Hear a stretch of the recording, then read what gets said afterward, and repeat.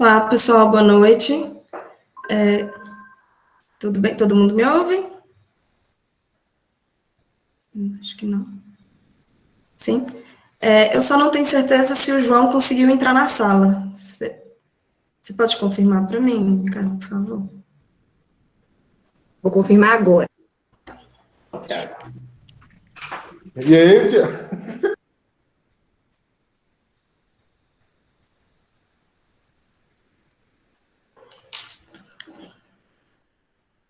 Acho que ele não entrou. Ainda não. Fernando, ele tem uma solicitação de participação? Ainda não, eu estou aceitando todas as solicitações. Ele falou que tinha mandado. Deixa eu só ver aqui. Posso mandar o e-mail dele para vocês e vocês convidam aí? Pode ser sim.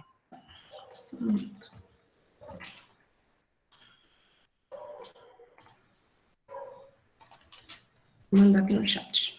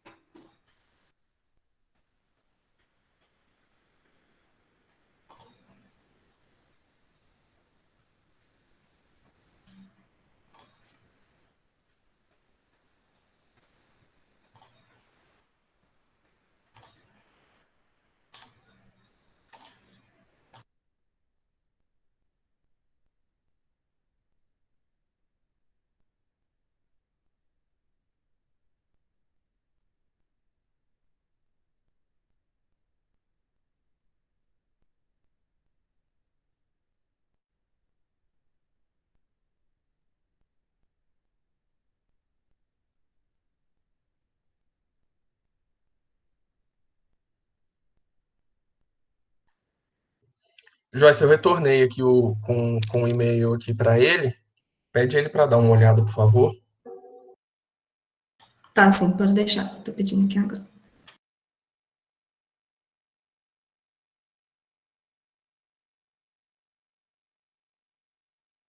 Pessoal, aos participantes, aproveitar aqui a oportunidade, né, enquanto a gente não inicia, se alguém tiver alguma dúvida aí no decorrer da palestra, até nós vamos abrir a pergunta no final da palestra, e qualquer coisa também vocês podem ir enviando, que eu vou fazendo a anotação aqui para discutir com a professora Joyce no final, viu? Então, qualquer coisa, vocês podem ir mandando no chat aí, que está aberto para vocês. Ô, Micaela. Oi, professor Hélio. Enquanto nós estamos esperando, só dar um recado para os alunos. Sim. Aproveitar a oportunidade, nós já temos aí 103 pessoas, só para lembrar os alunos que a rematrícula está aberta, que eles aproveitem para fazer a rematrícula, que tem uma fórmula de pagamento que pode ajudar bastante.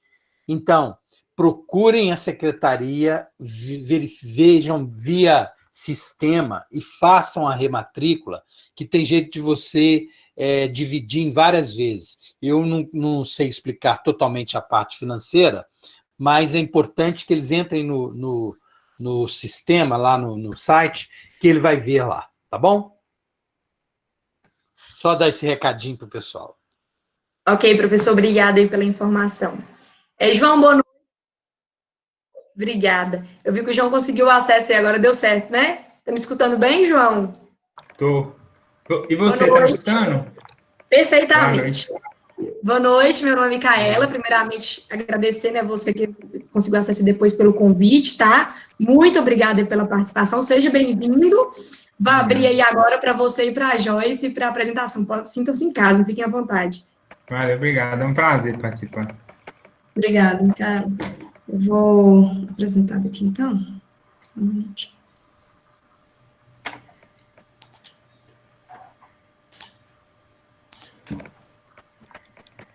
Eu deixo o meu som ligado direto ou só quando eu for falar? Pode deixar ligado. No meu caso, não está retornando, não. Tá tranquilo aqui, tá? Ótimo áudio. Bem, deixa eu aqui. O pointer. Ok. Todo mundo consegue ver bem? Ok, Joyce. Ok? Beleza, então, boa noite, gente. É um prazer estar aqui falando hoje com vocês. Agradeço bastante o convite, a oportunidade, né, de estar aqui hoje. E, como a professora Micaela falou, hoje a gente vai falar um pouco da bioinformática, né, como essa área que está acelerando as pesquisas relacionadas ao Covid, que em meio a essa pandemia a gente tem tanto ouvido falar, né, mas muitas vezes a gente não sabe de onde vem, o que fazer. Eu acredito que o público aqui, a maioria é de engenharias, tecnologias e tudo mais. Então, a gente tem mais coisas relacionadas às nossas áreas do que vocês podem imaginar. Então, primeiramente, eu queria pontuar, né, deixar bem claro que a gente não trabalha com Covid diretamente, né, nem eu, nem o João. A intenção nossa aqui hoje é mostrar um pouco da área e que pode trabalhar com Covid, né? Então, a bioinformática é usada como ferramenta para as pesquisas que a gente tem visto surgindo aí. Então, sem mais delongas, só para apresentar a gente aqui um pouquinho, eu sou professora na UFVJM, atualmente estou afastada para fazer doutorado, concluí o meu mestrado em Ciência da Computação na UFO, sou egressa do curso de Sistemas de Informação da Unimontes, aqui de Montes Claros. Atualmente estou fazendo doutorado em Bioinformática no UFMG. Lá a gente faz colaboração com a Fiocruz, Minas, com a Universidade de Melbourne, da Austrália, e também com o Baker Institute da Austrália. O Baker é um instituto de pesquisa da área da saúde também. Sou cofundadora e voluntária do projeto social, que a professora Micaela mencionou no início, chamado Código X, que é um projeto que incentiva meninas a seguirem carreiras tecnológicas. Atualmente, tanto eu quanto o João, a gente está esperando as fronteiras serem abertas para passar um tempo na Austrália, né, desenvolvendo uma parte da nossa pesquisa do doutorado. Pode passar para você, João. Eu sou João Linhares, trabalho junto com a Joyce na Fiocruz, né? Eu faço doutorado na parte de preditor de drogas, de fármacos, para uma série de proteínas que são chamadas receptores acoplados à proteína G. Eu também, igual ela falou, não trabalho diretamente com o coronavírus, mas a gente trabalha aí com várias ferramentas que estão sendo aplicadas no combate a essa doença. Eu acho que é isso mesmo. Beleza. Então, para começar, a gente pode pontuar que nós vivemos um momento inesperado, né, e jamais imaginado por cada um de nós, e nós estamos lutando contra um inimigo invisível. Essa guerra, ela pode ser vencida por quem for mais rápido, mais sábio e mais eficaz. Temos visto várias notícias, principalmente em relação à velocidade com que as pesquisas relacionadas ao coronavírus, ela tem sido feita. Eu coloquei aqui alguns trechos de uma reportagem do BBC News. Vocês vão ver, muitas vezes, um QR Code aqui do lado da apresentação, para facilitar para vocês acessarem o conteúdo. Então, fiquem à vontade para conferir. Então, se por um lado a gente tem um vírus e uma pandemia jamais vivida por qualquer um de nós, por outro a gente tem a ciência, né, que está lutando para contornar seus efeitos e acabar com essa ameaça. Então, aliada à ciência, a gente tem a tecnologia, que tem demonstrado avanços, né, como eu disse, sem precedentes. Então, a gente sabe que, inclusive isso tem sido muito pontuado, né, equipes de cientistas no mundo inteiro estão trabalhando rapidamente para encontrar uma vacina que possa acabar com a pandemia. Depois de apenas 3 meses, a gente já tem 6 candidatas sendo testadas em humanos. E a gente sabe que o processo de produção, de desenvolvimento de uma vacina, ela leva de muitos anos, né, de anos até décadas para ser desenvolvida, como é um exemplo da vacina da ebola, que foi recentemente aprovada, que levou mais de 16 anos, desde o seu início até sua aprovação. Então, a gente está hoje vivendo um momento histórico, porque, no caso do coronavírus, a gente está prestes a presenciar, né, isso é um fato histórico mesmo, uma vacina a ser produzida em tempo recorde, ou um tratamento, seja lá o que for for conseguir despontar aí. Então, um paralelo que podemos fazer com esse momento da história é com a gripe espanhola, né, que se iniciou lá nos anos de 1918 e teve características tanto sociais como do próprio vírus, muito semelhantes ao que estamos vivendo, né. Mas se tudo é tão parecido, o que é que mudou de lá para cá? Né? Depois de um século de gripe espanhola, o que é que do acontecimento da gripe espanhola, o que é que a gente tem de diferente? Então, podemos dizer que socialmente, parece que o aprendizado, pelo menos para o Brasil, não foi lá tão grande, né? Mas não vamos entrar nesses detalhes. Porém, em relação ao enfrentamento, eu retirei um trecho de uma entrevista de um professor da Universidade Luterana do Brasil, que eu acho que resume muito bem do que a gente está falando aqui hoje. Então, ele diz o seguinte: as técnicas computacionais auxiliam na racionalidade do processo, promovendo uma aceleração na obtenção dos resultados experimentais em vivo e in vitro. Né? Então, a gente vê aqui as técnicas computacionais auxiliando nessa aceleração. E um dos objetivos da bioinformática é utilizar softwares e computação para descartar hipóteses equivocadas, mas que seriam testadas, levando a um desperdício de tempo e custos financeiros. Então, é aqui o pulo do gato. A gente utiliza de técnicas de bioinformática para diminuir a morosidade desse processo. Então, se antes a gente teria que testar drogas, despender de dinheiro, de hipóteses, testando hipóteses que muitas vezes não levam a lugar nenhum e são descartadas, tem um desperdício aí financeiro envolvido. Com a bioinformática, a gente consegue fazer esses testes em sílico e depois tá aplicando isso, né, em testes humanos, testes com animais e tudo mais. Então, é nesse sentido que a bioinformática tem auxiliado e tem sido uma ferramenta tão importante na corrida aí pela busca de um tratamento do coronavírus.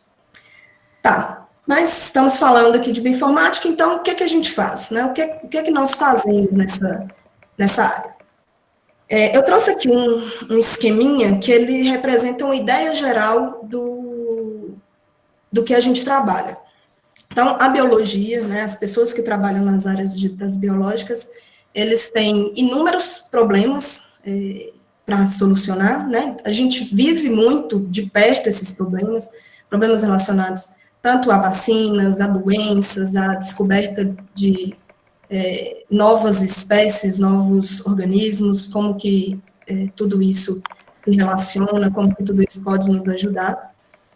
A bioinformática entra aqui, no levantamento desse problema biológico, e a gente modela esse problema computacionalmente. Então, a gente vai modelar o problema, criar técnicas e sistemas para ajudar a solucionar esse problema, e com essas ferramentas, o pessoal que realiza pesquisa na medicina, nas áreas biológicas em geral, vão utilizar delas para fazer sua validação experimental. Então, a apresentação nossa aqui hoje é basicamente para mostrar para vocês o fluxo dessa ideia geral que eu estou apresentando aqui. Por isso, né, porque isso acontece, a bioinformática conta com muitas áreas envolvidas. Então, a gente tem uma área interdisciplinar muito grande, onde eu tenho pessoas de cursos de biologia, de física, química, computação, estatística, engenharias, trabalhando juntos. Eu costumo dizer que é muito interessante essas áreas interdisciplinares, não só a bioinformática, porque a gente nunca tem ninguém que é especialista em tudo. Então, eu tenho uma pessoa que é especialista na biologia, mas ela vai ter dificuldades ali na computação, então ela precisa de pessoas da computação para ajudar, né, para suportar esses problemas. Inclusive, é por isso que hoje nós estamos aqui com 2 pessoas, né, onde a gente pode ver de perto que o João, né, hoje representando a parte biológica e eu a parte computacional, a gente caminha junto para a solução dos problemas. Então, a gente vai estar intercalando essa apresentação, quando for necessário falar mais a fundo da parte biológica, o João, um pouco da parte computacional comigo. Então, essa parte agora fica comigo. Eu vou deixar o bate-papo aberto aqui. Se vocês quiserem interagir durante a apresentação, não importa não. Quiserem fazer perguntas, quiser que eu volte a algum tópico, é tranquilo. Tá? Pode ser? Então, sim, tá. Sim, fica à vontade. Eu vou começar, então, por essa origem desses dados. De onde que vêm os dados, né? Mas antes de ir de como a gente gera esses dados, pode passar, Joyce. Eu vou falar um pouco da biologia, né? Para fazer uma revisão aí para quem não souber. A gente tem dentro do nosso núcleo, do núcleo de nossas células, o material genético, o DNA, que é capaz de fornecer informação para a produção de todas as proteínas que tem no nosso corpo. Isso aí é uma infinidade de informações, né, de genes que são utilizados aí no dia a dia para a produção de proteínas que seu corpo precisa. Vocês estão vendo aí nessa imagem, então, o nível de enovelamento que você tem dessa informação genética, que é o DNA, para ela caber num núcleo mínimo que é dentro da sua célula, tá certo? Você tem vários níveis de condensação desse material genético, e o que é interessante eu citar aqui?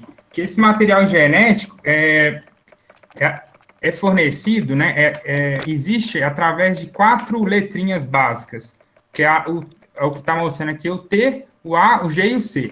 A partir da sequência dessas letras, você tem a informação para você produzir determinada proteína, tá certo?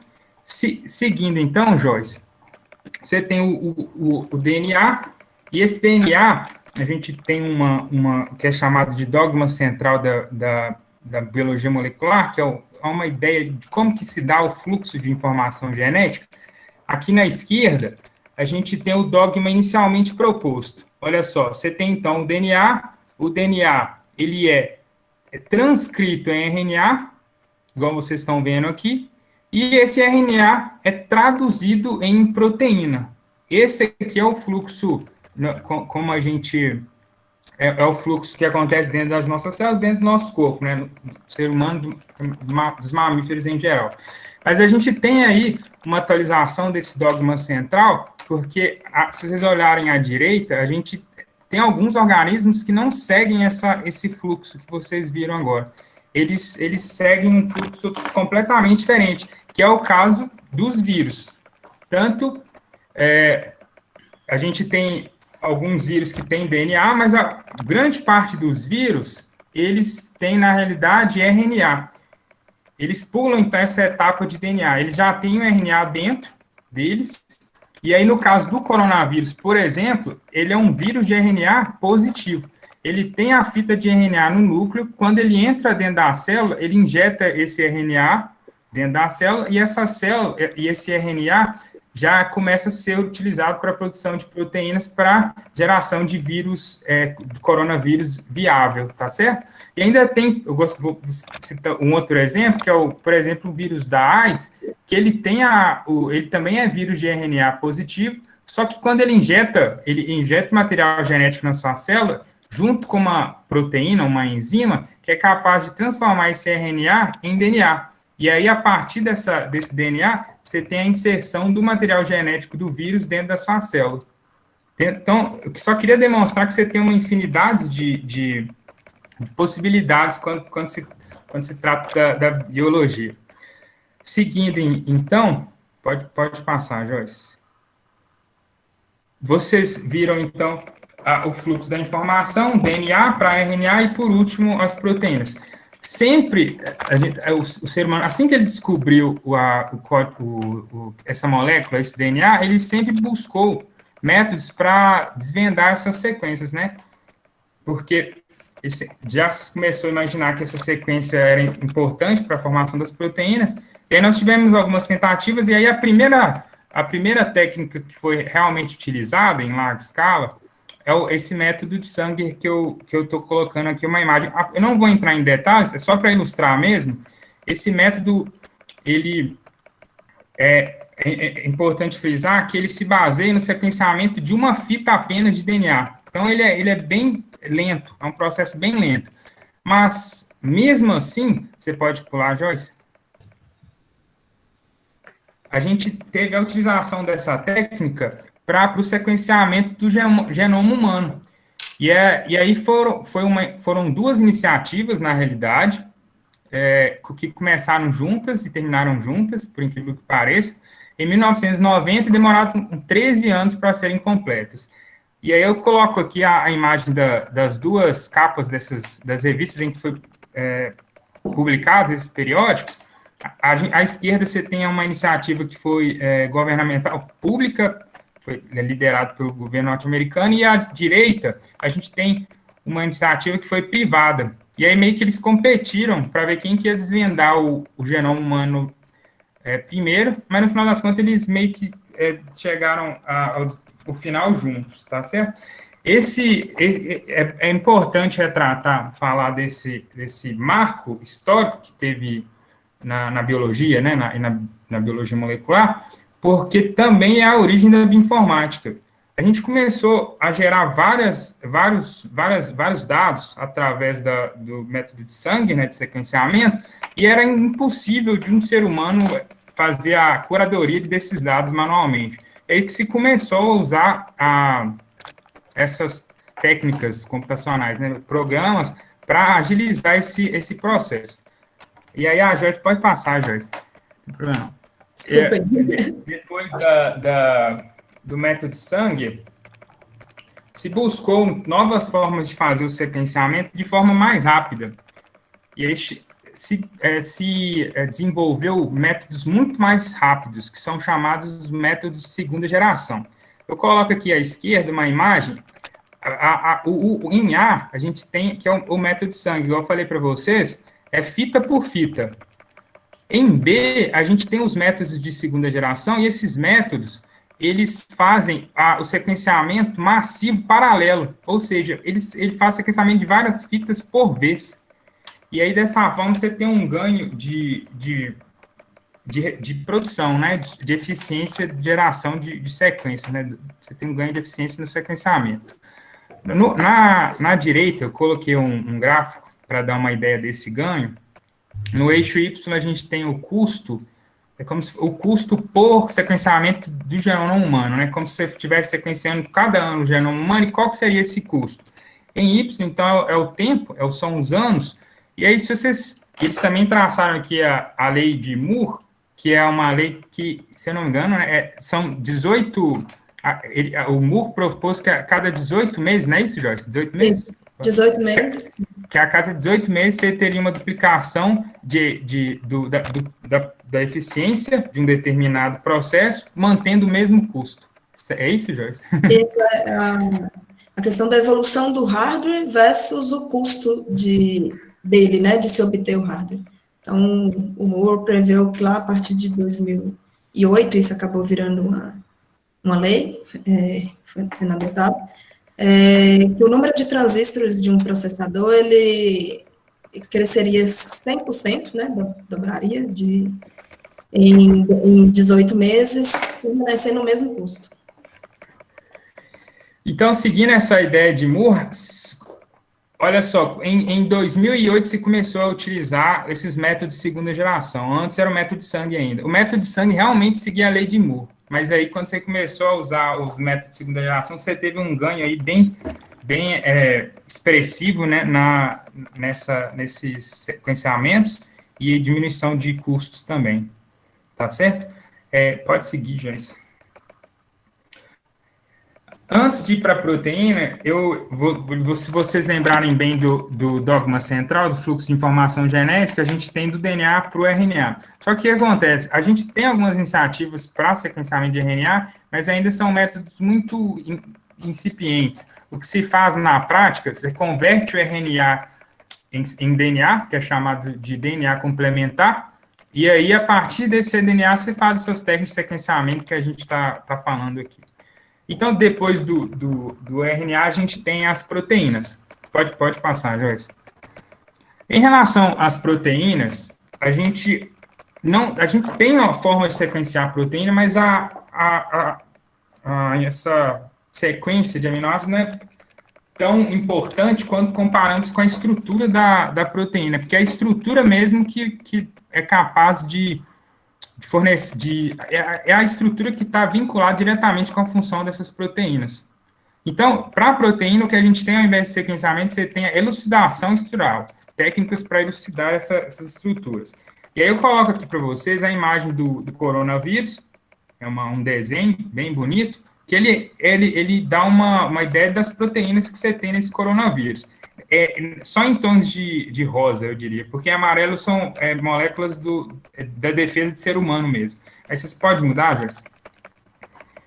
A gente tem, a gente tem no vírus, no coronavírus, 4 proteínas básicas, vocês estão vendo aí, S, que é a spike, ou espícula, M, que é a proteína de membrana, E, do envelope, N, que é a proteína do núcleo capsídeo, e essa última está vinculada ao compactamento do RNA. Então, eu falei para vocês, o coronavírus não tem DNA, ele tem RNA no seu centro.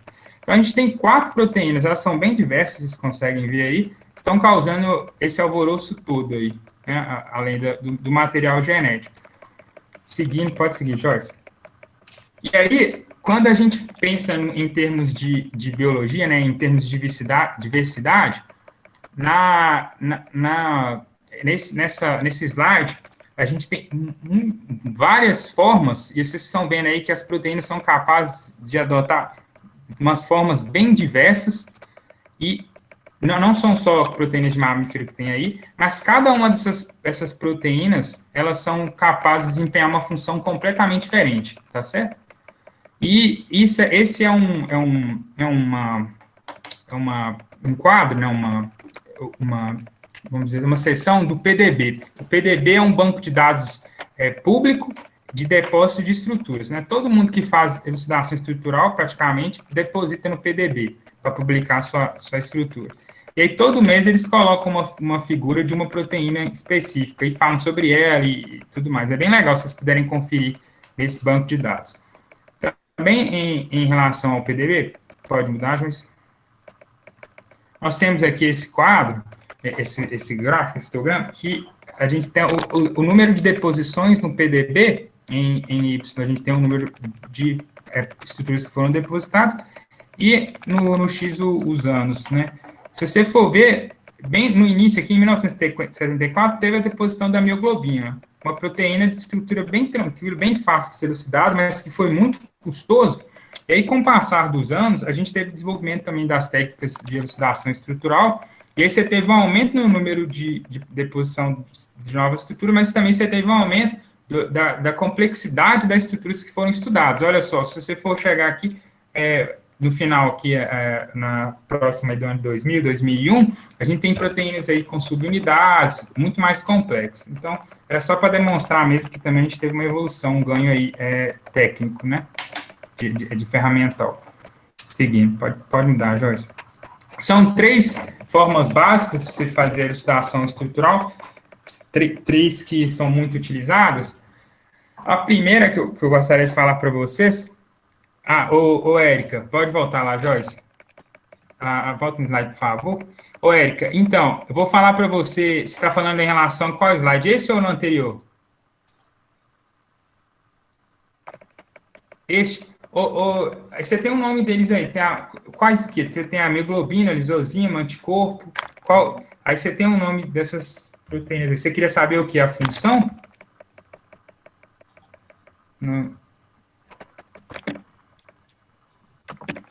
A função de cada uma delas a gente teria que passar, mas assim, mioglobina é transporte de oxigênio, hemoglobina também, você tem algumas proteínas responsáveis por transferência de RNA, anticorpo, que é para resposta imune, ribossomos, síntese de proteína, miosina é contração, então actina também é movimento, então você tem várias funções aí. Mas, se você entrar nessa parte que eu te falei da molécula do mês, você consegue ler em detalhes sobre todas essas proteínas. Combinado? Você dá uma olhada lá? Molécula do mês PDB. Posso dar uma dica? A galera que é muito da área de exatas, né, pode gostar de anime, essas coisas, tem um anime muito interessante na Netflix, chama Cells at Work. Ele mostra, assim, de forma lúdica, né, mas aborda as funções tanto das células quanto de outros organismos do corpo humano, fala de defesa, fala como que os anticorpos agem em relação à defesa, tudo tratando as células como se fossem pessoas e em forma de anime. É bem legal, eu dei uma olhada esses dias, então eu sei que fica mais próximo, assim, para o pessoal de engenharia entender, então fica... Então, Tarek, mas aí você dá uma olhada também nesse quadro PDB que você vai achar legal, tem bastante informação boa lá. Então, seguindo. Tem gente de sistema aí também, Joyce, vocês ficaram chateados que você falou aí, só engenharia? Exatas em geral. Isso aí. Eu sou de sistemas também, mas é a tendência de levar para engenharia, porque eu sei que a professora Micaela dá aula nas engenharias, então, desculpa aí. Então, seguindo, a gente tem... A gente tem 3 formas básicas de elucidação estrutural. Vou começar pela que é a mais comum, que é a cristallografia de raio-x. Essa técnica, cerca de 80% das estruturas depositadas no PDB foram utilizando essa técnica aí. Como é que se procede essa cristalografia? Primeiro, você coloca a proteína dentro de um cristal. Você precisa de cristalizar essa proteína que a gente chama. Depois que você cristaliza essa proteína, você emite raio-x sobre esses cristais, sobre esse cristal, mais especificamente. E aí você vai rodando o cristal de forma que você vai tendo, submetendo esse cristal, essa radiação, a vários perfis desse cristal, como se fossem várias chapas de raio-x, sabe? E a partir dessas várias chapas, você chega num mapa de densidade eletrônica e você passa, então, a usar alguns programas computacionais para você fazer a elucidação dessa estrutura. Então, lembrando aí que você passa sempre por programas de computador, mesmo utilizando todas as técnicas, aliás. E aí, seguindo, a gente também tem pode passar, a outra técnica, que é a espectroscopia de NMR. Nesse caso, você tem a sua proteína, você não precisa de fazer o cristal dela, isso facilita muito, porque em alguns casos você não consegue obter o cristal das proteínas. E aí, nesse caso da espectroscopia, você emite radiação eletromagnética. Você emite essa radiação nessa proteína e, a partir da absorção, você consegue medir a absorção dessas radiações, você consegue ali entender qual que é o ambiente químico estrutural da proteína. Igual vocês estão vendo aqui uma caixa, e aí você consegue entender, aqui tem um carbono alfa, aqui tem um carbono beta, aqui você tem um nitrogênio, qual que é a proximidade entre eles, e aí você tem aí, na realidade, as distâncias. Várias distâncias, e também você utiliza esses resultados em programas computacionais para você chegar na estrutura, tá? E aí, por último, a última técnica também é bem usada, só que é uma resolução um pouco inferior, é a microscopia eletrônica. Nesse caso, não sei se vocês já ouviram falar da microscopia óptica. que é o microscópio mesmo, que a gente tem nos laboratórios, é o seguinte, nos laboratórios a gente emite uma luz, que na verdade a luz passa pela amostra, aí a partir da absorção, então, difração, flexão dessa luz, você tem a formação da imagem. No caso da microscopia eletrônica, você emite feixe de elétrons. Você emite feixe de elétrons e aí é seguindo o mesmo princípio. Você tem absorção, você tem flexão desse feixe de elétrons, e aí você forma uma imagem de estrutura muito menores, né, do que quando você utiliza a microscopia convencional. Aí, na direita, eu coloquei como um artigo, lembrando que a Joyce colocou todos os links nos QR Codes, aí, se vocês quiserem, tá? Eu senti falta do link aqui agora, mas aí, se vocês precisarem, tá no QR Code.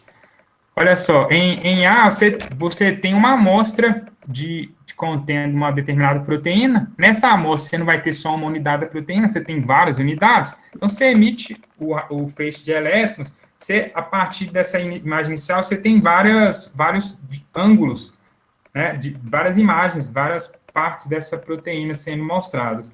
Então, você, a partir, em B e C, que eu estou falando aqui, ó, vocês estão vendo que você tem várias imagens diferentes, vários ângulos da proteína. Então, a partir desses vários ângulos, você também utiliza programas computacionais para você chegar na estrutura próxima, né? Nesse caso aí, estrutura próxima, porque a resolução é bem inferior quando comparando as duas técnicas anteriores, tá? E aí, o que acontece na prática, gente, é que muitas vezes você utiliza as três técnicas, que aí uma vai dando força para a outra, tá?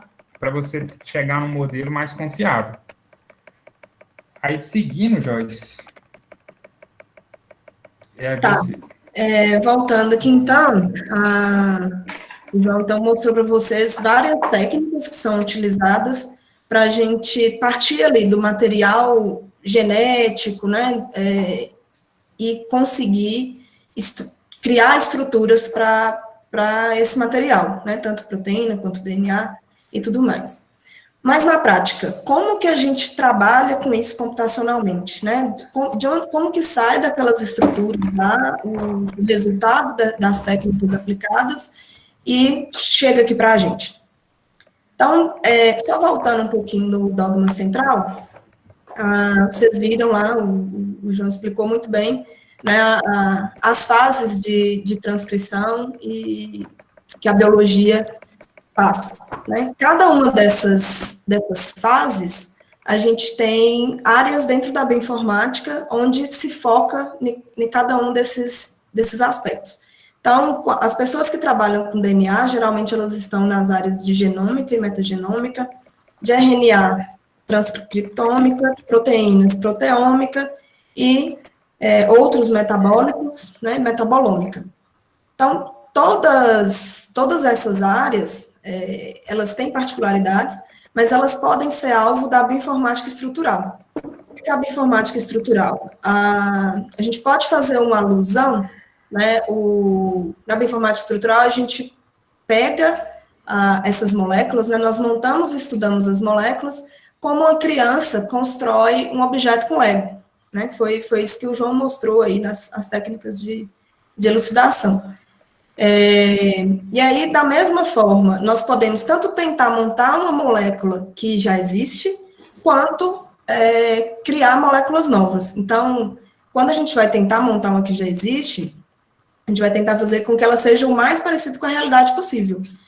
Como uma criança, ou a gente mesmo, né, que particularmente gosto de Lego, tentaríamos montar um carro, né, que gostamos com Lego. Então, é mais ou menos por aí o que a bioinformática estrutural faz. E a gente, né, a gente trabalha com bioinformática estrutural, tanto eu quanto o João, e nós estamos inseridos aqui também na área de proteômica. Então, a gente vai falar muito, daqui para frente, a gente vai falar muito de proteína, tentar associar um pouco as proteínas do coronavírus, o que está acontecendo, e assim por diante. Então, assim, só olhando para o contexto da bioinformática estrutural, a gente tem um foco no estudo da estrutura das moléculas, como eu disse. O nosso desafio é compreender como que essas moléculas interagem, quais são suas funções e, principalmente, observar suas estruturas.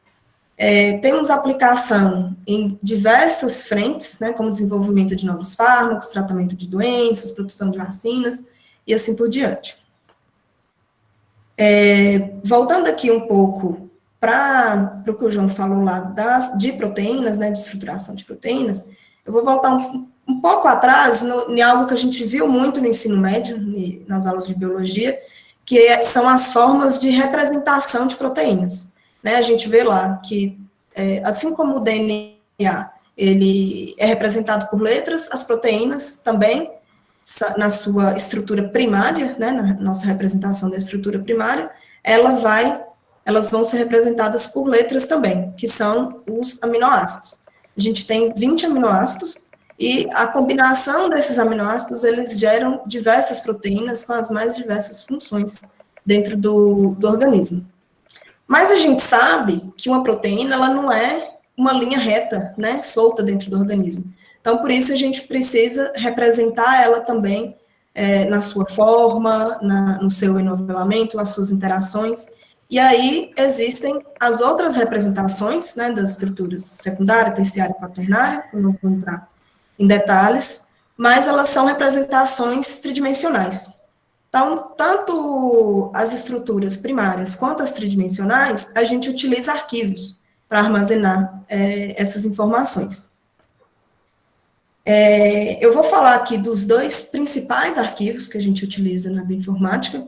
O primeiro deles é o arquivo FASTA, né, ele vai representar sequências biológicas através dessa sequência de letras que nos é colocado. Então, no slide anterior, eu coloquei a representação dos aminoácidos de 3 letras, mas a gente tem tanto representação de 3 letras, quanto representação de uma letra, né, que computacionalmente falando, vai ser um arquivo TXT com um array de letras dentro, representando cada um dos aminoácidos, certo? E a gente tem também o arquivo PDB, que é o arquivo onde a gente vai ter representado as nossas estruturas 3D. Então, vocês podem observar aqui, essa é a estrutura da principal proteína do SARS-CoV-2, e a gente pode observar que tudo aqui importa, né? A gente tem um objeto no espaço tridimensional, temos várias fórmulas, vários formatos aqui dentro, e como que a gente traduz isso para um arquivo? No arquivo, eu vou chamar aqui o arquivo PDB de um arquivo de coordenadas, basicamente. A gente tem várias outras informações dentro deles, tá? Mas, em resumo, o PDB ele vai ter uma sequência, a representação de todos os átomos, todos os aminoácidos, né, que compõem essa proteína, e para cada um deles, a gente tem aqui as coordenadas XYZ, que vai me permitir modelar essa estrutura aqui em um software dentro da computação. Essa estrutura, ela está lá dentro do PDB também, que é a base de dados que o João citou. Quem quiser dar uma olhadinha lá, esse QR Code aí é o link lá da resolução da estrutura do PDB. Tá, e com esses arquivos, a gente pode fazer muita coisa, inclusive entender como que uma mutação afeta a estrutura e função de uma proteína. Então, já vou entrar aqui com um conceito que a gente ainda não tinha falado, né? Vocês devem já ter ouvido falar, foram descobertas até agora, acredito que está em 198, se não me engano, não sei o número exato, mutações do SARS-CoV-2. Uma mutação, ela é muito importante, né, biologicamente, porque ela vai ser responsável tanto por guiar a evolução, né, introduzir, selecionar organismos, introduzir diversidade, quanto também por introduzir doenças, né, são elas responsáveis por doenças, por resistência, medicamentos, por nosso organismo adquirir resistência a certos tipos de medicamentos. Então, o estudo de mutações, ele é muito observado dentro da bioinformática, e pode estar relacionado às mais diversas áreas, como câncer, né, a busca da predisposição de certos organismos para certos tipos de câncer, em doenças hereditárias, né, muitas vezes uma doença genética, ela pode se configurar como uma doença rara, ela é propagada por diversas gerações, o que eu falei também da emergência de medicamentos resistentes, e assim por diante. Então, afunilando aqui mais um pouco, eu vou mostrar um pouco alguns exemplos do que eu trabalho, que está relacionado à análise dessas mutações. Tá, mas a bioinformática, ela não só, né, ela utiliza de técnicas computacionais, mas como? Uma das tecnologias que está por trás dos nossos estudos é o aprendizado de máquina, né? Existem outras técnicas, outras formas de se trabalhar com bioinformática, mas o nosso grupo, especificamente, tem foco em utilizar a aprendizado de máquina para fazer novas descobertas, para fazer análises, principalmente relacionadas à proteína e interações de proteínas. Mas o aprendizado de máquina, ele tem sido... Ixi, Acho que perdeu a conexão de Joyce, Perdeu a né? conexão com ela, daí. perdeu. Só um minutinho, gente. Ok. Voltou, Joyce. Voltou. Inclusive, eu esqueci de pontuar, eu não estou vendo o chat, tá? Então, se tiver alguma pergunta, vocês podem me interromper. Pode tô vendo. ficar tranquilo que eu vou te falando também, Joyce. Tá, Não tem, não. pode continuar? Pode sim, por favor. Beleza. Então, como eu vinha falando, o aprendizado de máquina, ele tem sido amplamente utilizado em todas as áreas do conhecimento, né? O que mais tem se falado ultimamente é de inteligência artificial, de predição, de modelos de predição e tudo mais. Então, onde há dados, o aprendizado de máquina está entrando lá e tentando fazer a vez e nos ajudar a descobrir coisas legais. E aí a biologia chega e fala, se é de dados que vocês precisam, dados que a gente tem. Então, eu fiz um levantamento aqui de alguns dados atuais, né? A gente tem mais de 164 mil estruturas depositadas no PDB. O genoma humano, que o João falou bastante aí já, ele é composto por 3 bilhões de pares de base, né? Ou seja, 3 bilhões de letrinhas lá no genoma humano, é bastante coisa. Temos em torno de 25 mil genes codificadores de proteínas, 6,1 milhões de artigos publicados no NCBI. O NCBI é uma base que cataloga os artigos da área médica, né, biológicas em geral. Mais de 9 milhões de sequências de RNA ribossomal depositados em base de dados também, e 9.722 genomas completos de vírus. A gente está falando de um vírus, mas temos muitos outros. Então, é aí onde o aprendizado de máquina e a biologia, eles fazem uma bela de uma parceria, né? A biologia com essa dificuldade de analisar os dados, fazer curadoria humana, né, dos dados, e o aprendizado de máquina, que quanto mais dados eu tenho, melhor, mais confiáveis são os meus modelos.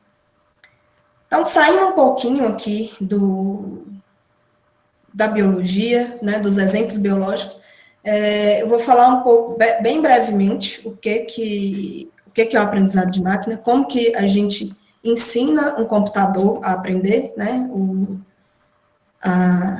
as técnicas de aprendizado de máquina, elas fazem isso, a gente utiliza de dados históricos, né, dados passados, para poder predizer ou descobrir coisas que possam vir a acontecer no futuro, em geral, né, falando bem por cima. Então, um exemplo clássico aqui que a gente costuma dar, eu tenho lá, a Ana acabou de sair da faculdade e vai comprar um carro, né, ela tá observando, tá juntando um dinheiro para comprar um carro já há algum tempo, e aí, Ana, naquele dilema, né, de compra um carro novo ou compra um carro usado, o que compensa, o que não compensa, ela começa a observar que um carro novo, ele custa 20 mil reais. E aí ela vai olhar os carros usados e o mesmo carro que ela quer, com 1 ano de uso, ele está custando 18 mil. Com 2 anos de uso, ele está custando 16 mil.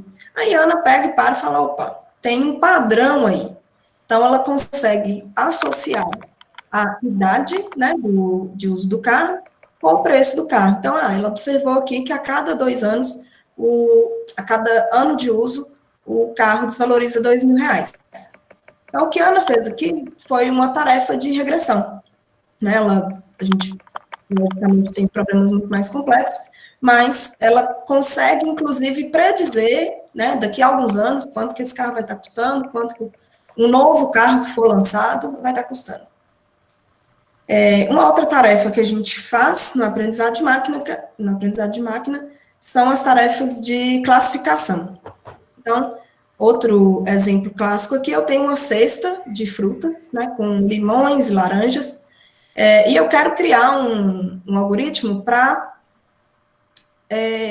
detectar para mim. Eu vou passar lá para eles uma foto ou dados categóricos mesmo, né, texto, e ele vai me dizer se aquela fruta é um limão, se parece mais com limão, se parece mais com laranja.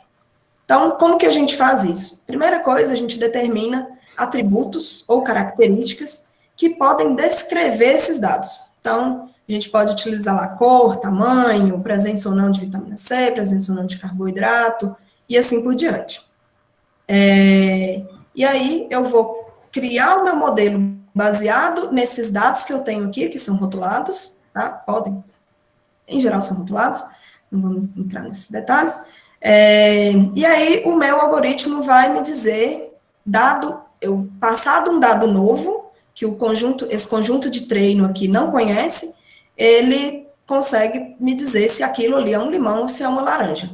Então, esse meu modelo, ele está sendo criado apenas para predizer limão e laranja. Então, o que a gente chama de classes ou rótulos vai ser limão e laranja aqui. Eu posso ter modelos com uma infinidade de classes e assim por diante. Né? Geralmente, os que a gente trabalha tem muito mais classes. E aí, voltando para a biologia, como que a gente aplica o aprendizado de máquina em dados biológicos? Então, eu tenho aqui uma proteína, né, a resolução de uma proteína, ela foi retirada lá do PDB, essa proteína, do lado esquerdo, eu não tenho nenhuma mutação, ela é uma interleucina, é uma proteína de humano, e do meu lado direito, eu tenho a mesma proteína, só que ela sofreu uma mutação. Então, vocês podem ver aqui, eu coloquei uma parte da sequência do FASTA dela. Aqui na posição 9, eu tenho esse T aqui, vai representar o aminoácido que chama treonina. Então, eu tenho uma treonina aqui na posição 9, já que essa mesma sequência na posição 9 foi substituído por uma glicina. A gente também tem vários tipos de mutações, tá, gente? Aqui a gente está falando de mutações missense, que é essa troca mesmo, de um aminoácido por outro. Então, vocês podem observar que, por mais que ela seja a mesma proteína, vocês veem que ela tem uma leve diferença na conformação dela. Então, visualmente, a gente já pode observar que essa mutação, ela afetou a estrutura dessa proteína. Então, nesse caso aqui, a gente diz que essa mutação desestabilizou a proteína. E por que isso é importante? Quando uma mutação, ela altera a estrutura de uma proteína, essa proteína pode adquirir uma nova função, pode estar sempre vocês podem associar que mutações, elas podem ser boas, mas elas podem não ser tão boas, ou ser ruins. Então, essa modificação, ela pode inserir uma nova função, ela pode fazer a proteína perder sua função, e assim por diante. Então, como que a gente trabalha com isso? Primeiro, aqui, a gente tem a representação da mutação, tá? A convenção, a gente coloca o aminoácido original do lado esquerdo, o número do meio representa a posição dessa mutação, e do lado direito, o aminoácido que foi substituído, né? A substituição foi feita. E aí, quando o pessoal analisa essas estruturas, eles avaliam também algumas métricas, né? Eu vou falar de uma delas aqui, que é a temperatura de melting ou temperatura de desnaturação. É a mesma ideia do estudo que é feito para descobrir, por exemplo, a temperatura de ebulição da água. Todo mundo sabe que a água, ao chegar a 100 graus, ela passa de um estado para o outro, né? Ela entra em ebulição. Aqui é a mesma coisa. Eu aplico técnicas, seja de pressão, seja de aumento de temperatura, na proteína, para saber qual que é a temperatura que ela desnatura. Então, isso é feito na proteína, que a gente chama de selvagem, e é feito na proteína com a mutação. Quando eu faço esse estudo, eu pego aqui a temperatura de melting da proteína mutada, menos a temperatura de melting da proteína original, né, da proteína selvagem. Se esse valor ele for negativo, quer dizer que essa mutação desestabilizou a proteína. Se ele for positivo, a proteína se manteve. Quanto mais negativo ele for, mais essa proteína, menos estável essa proteína está. Então, quanto mais negativo, menos estável. E aí, isso é um dos exemplos, tá, do que eu trabalho, de como que a gente analisa essas modificações e como que isso pode ser importante para quem vai trabalhar com as pesquisas de proteínas. E aí, mas o que eu passo para o meu modelo? Né? Quais as características que a gente utiliza? Então, além dessa temperatura que eu falei, né, temperatura de melting, a gente pode criar uma infinidade de características, e aí é que está o trabalho todo, né? A gente tem uma área muito grande, que é de seleção das características, onde a gente vai descobrir quais as melhores características representa o meu problema para criar o meu modelo. Então, elas podem ser das mais diversas, coloquei algumas aqui, como modelagem da estrutura da proteína, a gente pode representar essa proteína, por exemplo, como um grafo, né? A gente tem algumas técnicas de assinaturas baseadas em grafo, onde os 9 no grafo são os aminoácidos, as arestas são a distância de um aminoácido para o outro, e aí a gente pode estar colocando outras informações também. Matrizes de substituição, que me dão a probabilidade de um aminoácido ser substituído por outro. Características dos aminoácidos, como hidrofobicidade, se o aminoácido possui cadeia lateral ou não, se ele é hidrofóbico ou não, se ele é polar, se ele é apolar, e várias outras. Aquelas informações que eu já falei, qual que é o resíduo anterior à mutação, quais as características dele, qual a posição da mutação, qual o resíduo mutado, quais as características dele também, valores de delta-G, de delta-TM, e assim por diante. Então, em geral, assim, são essas as técnicas que a gente utiliza.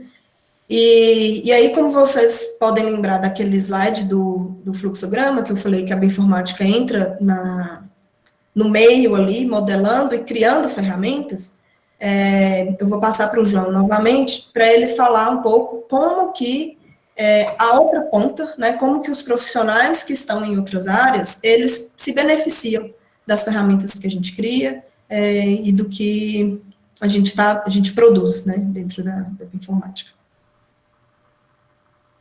Você tá então aqui um exemplo de estudo, pode mudar. Esse artigo aí, ele ainda nem foi publicado, ele está ainda na revisão por pares, mas ele levanta uma questão bem interessante sobre o coronavírus, e aí teve uma... Pode seguir, Jorge. O El País fez uma matéria muito boa, eu aconselho a todos vocês irem lá e dar uma olhada também, se chama As 12 Letras que Mudaram o Mundo, seguindo a ideia daquele artigo que eu mostrei anteriormente. Essas 12 letras é uma sequência de RNA, que vocês estão vendo aí em cima, e aí eu vou, através desse estudo, eu vou demonstrar para vocês que as técnicas que a gente falou e o que a Joyce falou se ligam para formar uma possível resposta, então, pelo menos, responder um fenômeno, né, relacionado a esse coronavírus. Pode seguir, Joyce. Olha só, como eu falei para vocês, o coronavírus, né, o SARS-CoV-2, ele é um vírus de RNA, ou seja, você tem as letras de RNA formando material genético desse vírus. E aí vocês estão vendo aqui, é igual eu falei, adenina, só que você não tem timina, você tem uracilo, que é RNA, guanina e citosina. Então, você tem a composição de RNA desse vírus, né, desse coronavírus. Pode seguir, Joyce. E aí foi sequenciado o genoma desse vírus, utilizando aquela questão que eu falei, o RNA foi convertido em cDNA, que é o DNA complementar, e aí você faz o sequenciamento do cDNA. E esse vírus aí tem 30 mil letras, gente, quase 30 mil letras. É muito pouco quando você comparar com o genoma do humano, que tem 3 bilhões, e aí, no caso, como é DNA, você tem fita dupla, é pares de base. É pouca letra demais para causar essa confusão toda. E pode seguir, Joyce. Essas 30 mil letras, tem essa sequência que eu vou falar para vocês das 12 letras que mudaram o mundo. Mas antes... Vamos só comparar o coronavírus, né, o SARS-CoV-2, com duas outras doenças causadas por vírus, que também já acontecem e aconteceram. No caso, por exemplo, aí um desconhecido perguntou de onde estão vendo os kits. Eu acho que são várias origens, né? Não tem só uma origem, não. Vários laboratórios fabrica. Você tem nos Estados Unidos, tem Índia, China, não tem... E aí tem vários tipos de diagnóstico também, depois a gente pode conversar um pouco sobre isso. Mas aí, voltando aqui para o slide, olha só, o vírus da gripe sazonal, que tem todo ano, ele tem uma contaminação, principalmente das vias respiratórias superiores, como vocês estão vendo na imagem. A taxa de letalidade dele é bem baixa, 0,1%, e aí você tem que o número, comparado com os outros vírus, né, que causam também doença. E aí, quando você tem a infecção, o número de infectados por ano é cerca de 1 bilhão. Então, é um vírus altamente infectivo. Se você for olhar o SARS-CoV-1, que está no meio aqui, em amarelo, que é o irmão mais velho do SARS-CoV-2, né, do coronavírus que está afetando o mundo atualmente, esse vírus, ele afeta somente as vias aéreas inferiores, tem uma taxa de letalidade bem alta, eu considero 10%, só que você tem uma infecção, o espalhamento dessa doença é bem inferior quando você compara essas duas doenças que a gente está tratando aqui, é 8 mil em 6 meses. E aí, no caso do coronavírus, do SARS-CoV-2, a taxa de letalidade é baixa também, parecida com a da gripe sazonal, entre 0,5% e 1%, só que você tem também uma alta transmissibilidade. E esse vírus, ele afeta não somente a via aérea superior, quanto via aérea superiores e outros órgãos que ainda a gente está descobrindo. Por que, então, que esse vírus ele afeta tantos órgãos assim e ele tem essa transmissibilidade tão alta? Uma das possibilidades essas 12 letras, aí pode passar, Joyce. Essas 12 letras que eu coloco aqui, ó, por que elas estão causando esse aumento de transmissibilidade. Pode passar, Joyce? Essas 12 letras estão inseridas naquela proteína que eu tinha falado para vocês, do spike, ou espícula, e aí a gente tem aqui um desenho esquemático na esquerda, em vermelho, e aí você tem na direita um modelo estrutural dessa proteína. E olha que interessante, através de simulações computacionais, a gente se chegou a que essa proteína interage com o receptor ACE2 da célula do hospedeiro, e aí, a partir dessa interação, como se fosse essa receptor da célula do hospedeiro uma porta, né? Você abre essa porta e aí, a partir dessa abertura inicial, o vírus consegue entrar na célula e causar, infectar essa célula e causar essa doença que está assolando aí.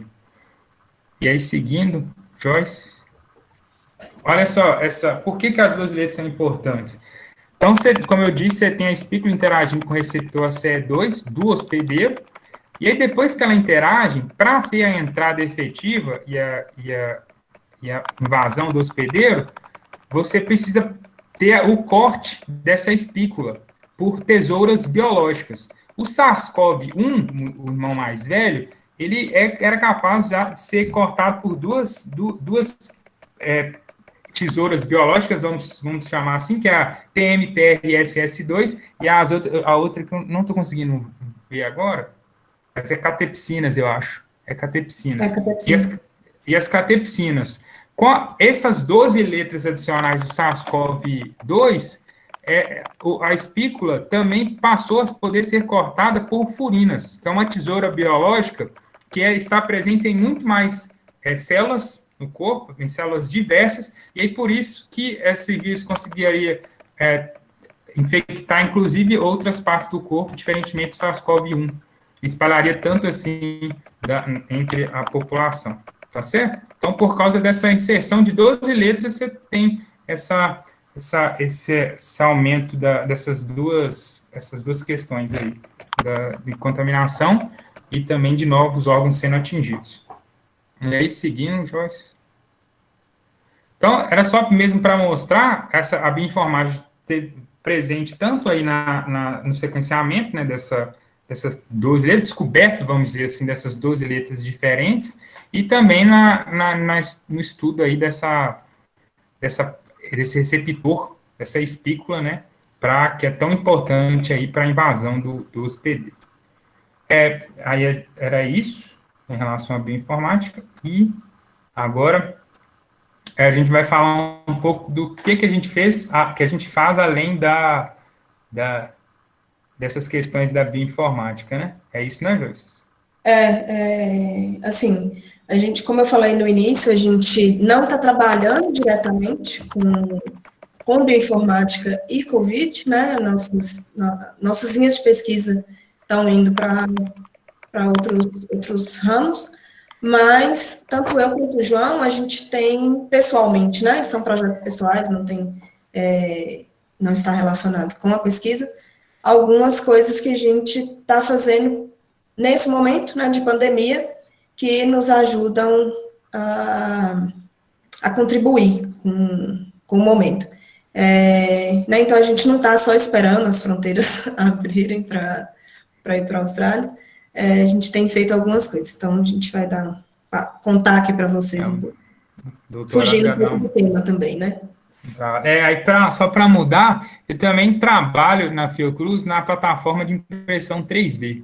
Não sei se você sabia, mas a Fiocruz tem essa plataforma. Durante a pandemia, a gente focou todos os nossos esforços em produzir Te cortando um pouquinho. Explica um pouco o que é a Fiocruz, o trabalho da Fiocruz, que pode ter gente que não sabe. A Fiocruz é uma fundação federal, uma fundação principalmente vinculada à pesquisa na área de doenças negligenciadas e também produção de vacinas, pesquisa de vacinas e várias outras partes, e também disseminação de conhecimento. Formação de pessoal, né, mestrado, doutorado, técnicos. Eu fiz meu mestrado, inclusive, pela Fiocruz. Mais alguma coisa? Não. Tá. E aí, a Fiocruz tem essa plataforma que é chamada de Pluma 3D. A gente trabalhou, então, na produção desses kits no início da pandemia. A gente produziu cerca de 2.000, acho que quase 3 mil shields, a gente espalhou esses shields para os hospitais, postos de saúde aqui de Minas Gerais, né? Agora a gente não está mais fazendo a impressão porque a gente conseguiu uma parceria e os shields agora estão sendo injetados, que é uma técnica muito mais rápida você gerar essa produção, produzir esses shields aí. E aí ajudou, né, a gente tentou ajudar um pouco aí, estão distribuindo esses EPIs que, principalmente no início da pandemia, estavam em falta. E é isso. Muito bom. Como eu falei lá no início, eu sou cofundadora e voluntária de um projeto social. Então, primeiro eu vou falar do projeto, depois o que a gente está fazendo. O Código X é um projeto que visa incentivar meninas a seguirem carreiras tecnológicas. Ele é feito de mulheres para meninas, né? Lá a gente atua na cidade de Ouro Preto, ensinando, o principal foco é ensinar a programação de forma lúdica para meninas da periferia e matriculadas em escolas públicas, né? A idade que a gente atende é de 9 a 14 anos de idade. Então, a gente começou a desenvolver esse projeto no ano passado, no meio do ano passado. Ele nasceu do coração de uma amiga minha e eu abracei ele, hoje tenho como projeto pessoal meu mesmo, que eu pretendo levar. Tá o QR Code aí, então estou enrolando aqui falando, esperando que vocês já estejam seguindo o Instagram nosso, que eu tenho certeza que vocês vão querer seguir quando eu falar o que a gente está fazendo. No Instagram, vocês vão poder ver também formas de nos ajudar, de contribuir. A professora Micaela, acho que está com a camisa nossa aí, não está, Micaela? Estou, ia até abrir aqui no final. Siga a página, gente, para o que você está falando. Sou fã do projeto, muito fã mesmo. Como o Joyce estava falando aí, ela é cofundadora, né? Só de estar relacionada à tecnologia, eu sou fã. Ajuda meninas mais ainda, né? Tô até com a camisa aqui, ó, que eu comprei da Joyce, ou seja, quem você quiser. Tem o código X aqui. Recomendo demais que vocês sigam a página e que curtam o projeto, que é muito bacana, gente, muito bacana mesmo. E a gente tem lá no Instagram também formas a gente cadastra, né, voluntários, os voluntários, no caso eu acredito que seja a maioria do pessoal aqui, podem se cadastrar como colaboradores, né, a gente precisa demais, às vezes, de chamar alguém para fazer alguma coisa que a gente não dá conta, ou mesmo ajudar a divulgar. Então, quando vocês entrarem lá, vai ter um Linktree lá, com tudo que a gente faz, tudo que a gente utiliza. E aí, durante a pandemia, a gente se viu com a seguinte situação: o projeto estava crescendo e, né, sendo muito valorizado e tudo mais, a gente com várias mentoras ajudando, muitas pessoas colaborando com a gente, e tivemos que paralisar por causa da pandemia. Então, a gente criou o Código X em Casa, que é uma iniciativa para atender nossas meninas agora, nesse momento de pandemia. A gente tem uma dificuldade, porque como as meninas, elas são de regiões periféricas, muitas vezes não têm acesso à internet, não têm acesso ao computador, muitas vezes não. Se tiver uma ou duas lá que tem acesso. Então, a gente não conseguiria chegar até elas através, como as universidades estão fazendo, né, através de aulas online, vídeos online. Então, a gente começou a fazer a produção e envio de cartilhas personalizadas com conteúdo que a gente trabalha com elas, né, e algumas coisas mais lúdicas, tudo voltado para os conceitos que a gente trabalha.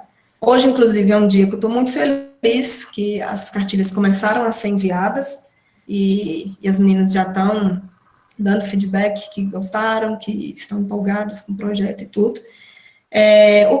Com o Código X em Casa, a gente também está com a campanha para recebimento de doações de livros e brinquedos educativos, onde a gente vai enviar para elas também, né, vamos intercalar aqui o envio de cartilhas e esses outros materiais. E também vamos fazer o acompanhamento dessas atividades através de ligações telefônicas.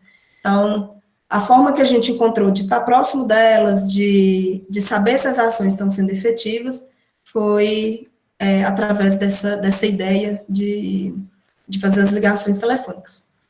Então, é isso. Eu espero que vocês gostem, né, tenham gostado, tanto dos projetos, né, tanto do meu quanto do João, quanto dessa apresentação. Então, eu abro aqui para perguntas, mas primeiro agradecendo, né, a professora Micaela pela oportunidade, ao João por ter aceitado o meu convite, né, de dividir essa apresentação comigo, a todos que vieram nos prestigiar, os amigos, as amigas do Código X, que eu sei que estão aí, e todos vocês que estão presentes nesse evento, parabéns pelo engajamento, por disporem, né, de um pouco do tempo de vocês para ver a gente falando aqui. Então, o que eu deixo de resumo desse papo, né, desse bate-papo, é essa frase do Graham Bell, que ele fala que grandes descobertas e progressos invariavelmente envolvem a cooperação de várias mentes. Então, uma bandeira que eu tenho levantado muito é a questão da cooperação, da interdisciplinaridade, de a gente estar se dando as mãos para conseguir coisas maiores, né? Conseguir tanto aliviar o peso, né, que muitas vezes fazer as coisas sozinho, e trocar experiências que é tão gratificante.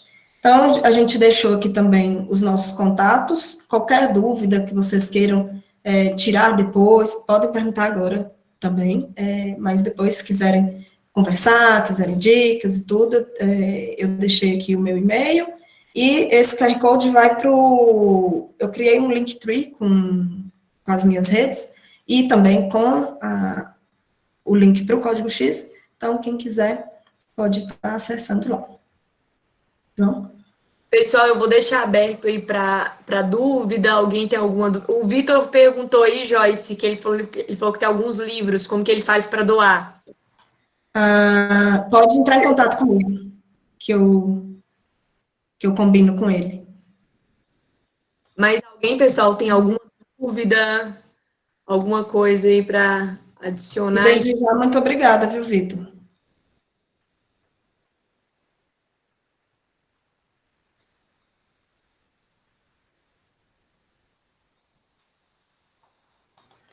O pessoal tá tímido? Pode fazer pergunta, gente. A gente já falou demais, vocês podem falar. Eu falo com eles na sala de aula, esse pessoal fala, aqui tá todo mundo escondido.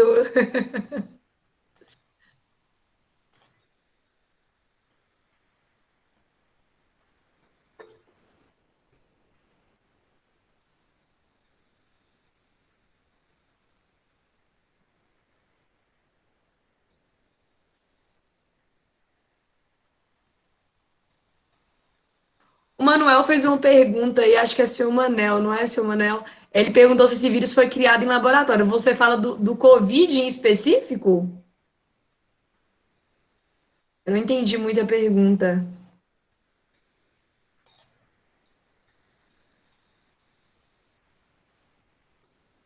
Fique agora. Eu acho que é em relação à polêmica com a China, não é não? E o Felipe está perguntando aí também, Joyce, qual técnica de inteligência artificial pode ser utilizada em biotecnologia? Felipe, vai depender do que você tem para trabalhar, quais são os seus dados, o que você vai descobrir, mas a gente pode estar utilizando, como eu falei, aprendizado de máquina, aprendizado ativo, deep learning, temos várias frentes aí que a gente pode trabalhar com biotecnologia nas mais diversas áreas. Vai depender do seu problema e como que você vai modelar ele. Dados não faltam, né? Eu sempre falo para meus alunos, não faltam, gente. Vocês têm que saber o que quer como objetivo, porque dados tem demais. E o André Gomes pergunta, quais as chances de acontecer outra pandemia nos próximos anos? Eu imagino, eu não sei, André, me corrija aí se eu estiver errado. Você está perguntando em relação a se a gente tem algum modelo computacional hoje que consegue fazer essa previsão?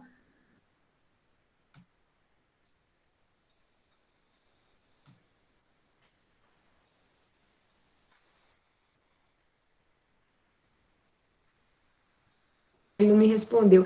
Eu até entendi no questionamento dele, nós tivemos até uma palestra recentemente com a participação de alguns alunos de engenharia com o professor Renato Dourado, acho que até comentei com você, Joyce.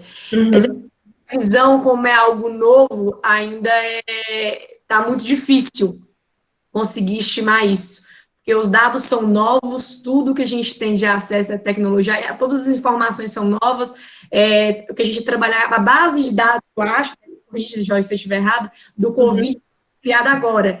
Então, assim, para análises futuras, eu acho que hoje o tempo ainda é muito curto para conseguir fazer essa previsão. Não sei se eu estou errada, Joyce pode me corrigir. Sim, não, é isso mesmo. Mas eu não sei falar a fundo algumas coisas que eu consegui ver, né, de notícias e tudo mais. A pandemia do coronavírus, algumas coisas já indicavam o acontecimento dela, né? O surgimento de mutações, o surgimento ali de vírus em outros organismos, né, em outras espécies, já davam indicativo, mas talvez não tenha se prestado atenção. Então, que dá para começar a prever, né, prevenir, dá, com certeza dá.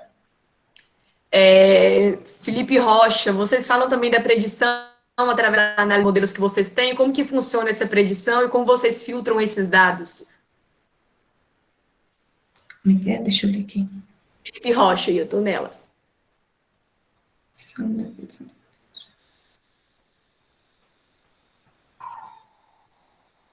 Falar também da predição através das análises dos modelos que vocês têm. Como que funciona essa predição? Como vocês filtram os dados? Não sei se eu entendi bem. João, se você quiser ajudar a responder também, fica à vontade, tá?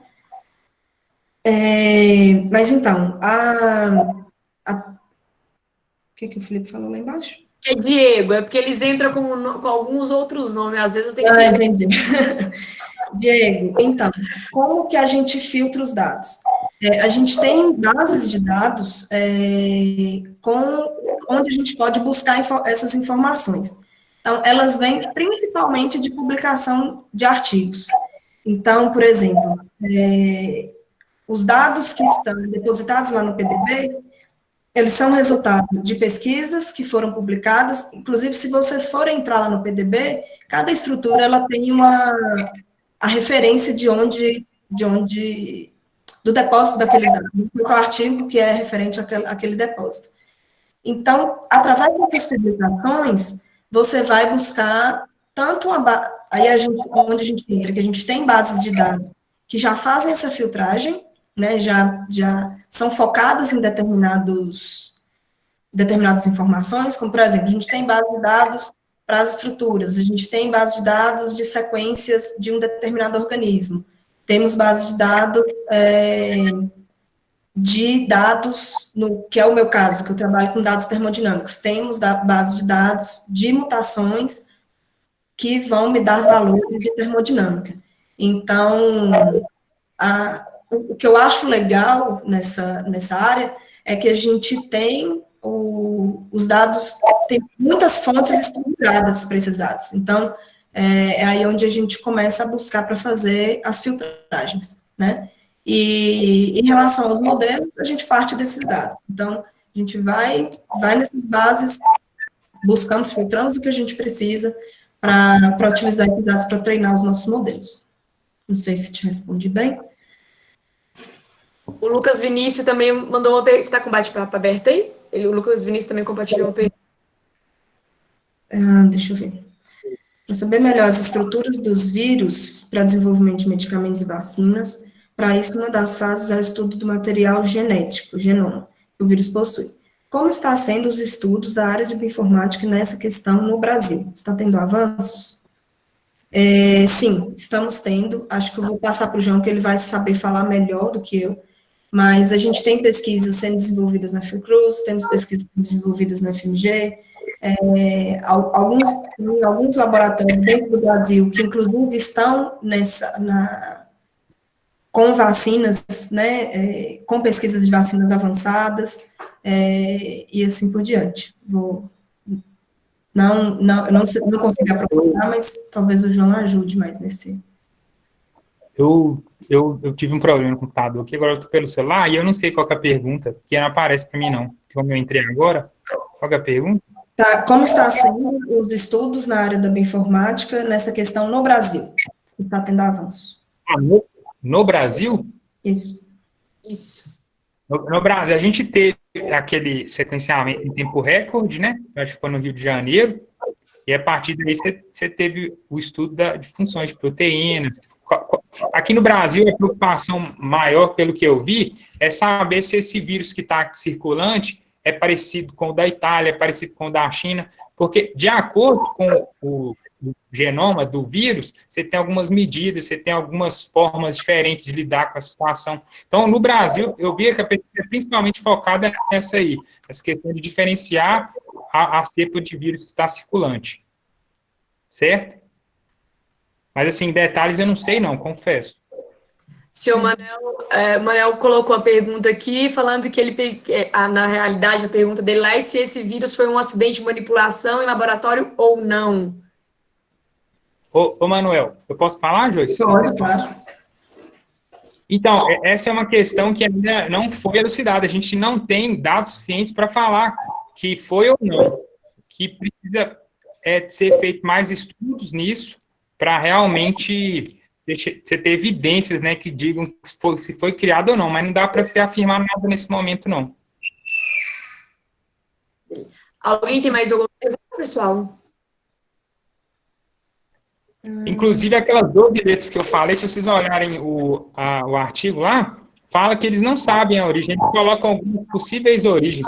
Pode ter vindo de mutação, pode ter vindo do morcego, né, que eles falaram que é a origem, então não sabe muito bem, não. O povo está preocupado mesmo sobre, nesse momento, né, que é o foco mesmo, vacina e novos fármacos, né?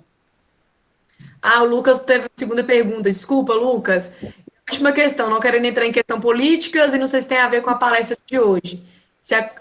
E a cloroquina é devaneio do presidente ou ajuda mesmo nessa questão do Covid? Pode ser indicado no tratamento? Você fala, eu falo, Joyce. Aquela jogadinha mesmo. Você fala, pode falar. A questão da cloroquina virou você falou que não quer entrar em política, mas acabou virando uma discussão muito política. E aí as pessoas que acreditam ficou de um lado, as pessoas que não acreditam ficam de outro. Mas no final das contas mesmo, a gente não tem evidências que comprovem que a cloroquina tem algum benefício no tratamento de Covid.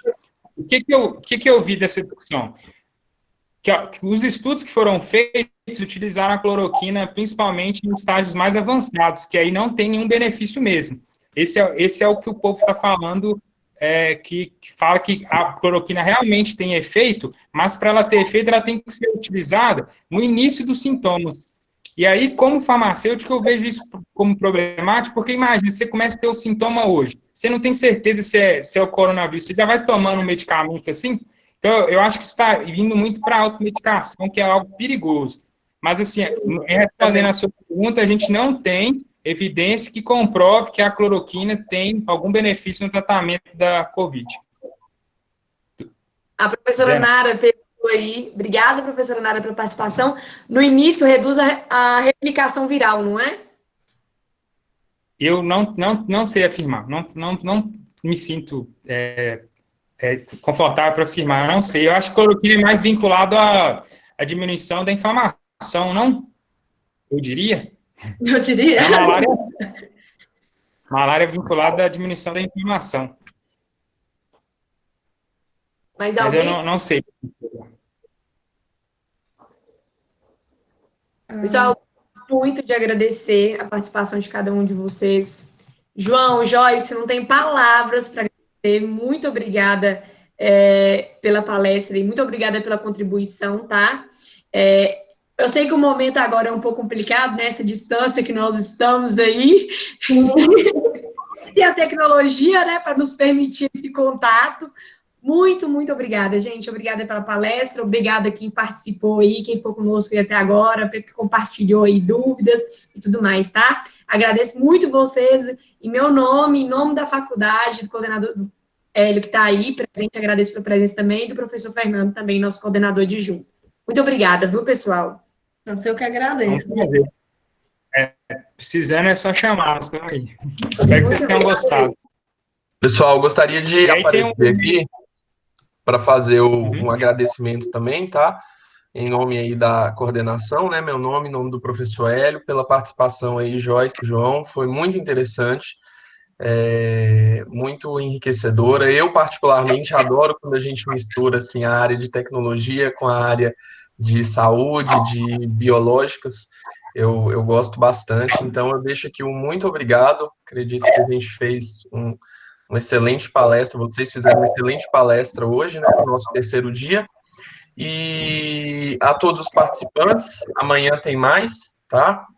Amanhã palestra lá com o professor Guilherme. E aí a gente aguarda vocês. Professor Hélio, quer acrescentar alguma coisa? Não, uma boa noite. Muito obrigado ao João, muito obrigado à Joyce.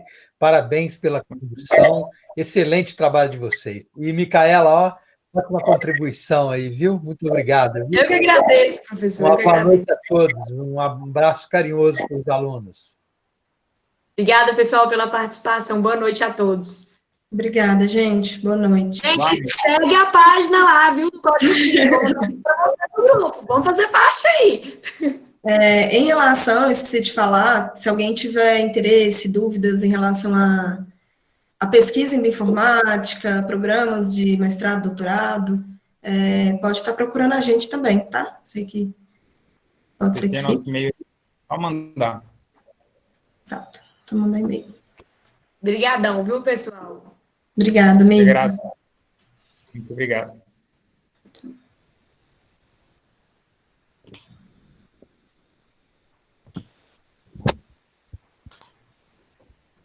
Vocês estão aí.